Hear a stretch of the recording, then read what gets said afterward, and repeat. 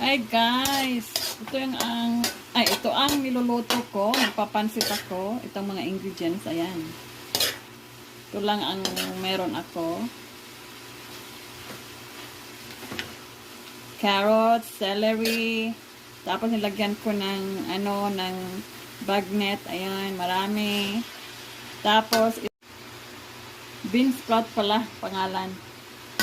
Isang pack ang nilagay ko guys. Kasi gusto ko to ihalo sa pansit.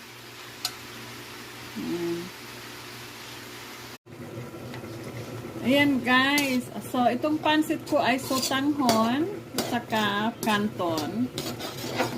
Ayan. Tapos ilagay ko na to mga ingredients. Ayan.